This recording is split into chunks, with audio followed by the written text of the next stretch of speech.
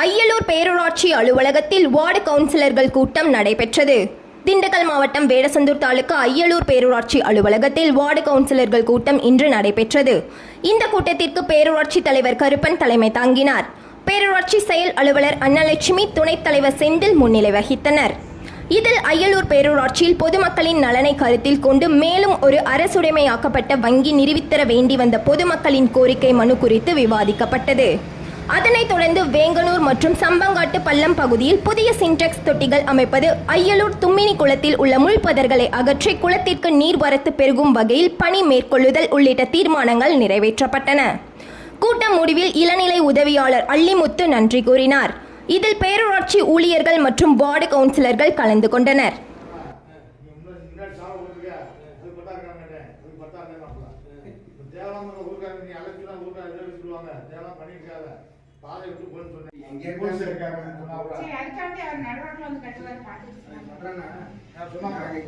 Paper வெள்ளை paper தான் செலவு.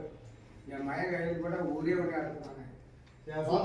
போய் யாராவது தண்ணி அடிக்கிற வேலையில சேர்ந்து அவன் வந்து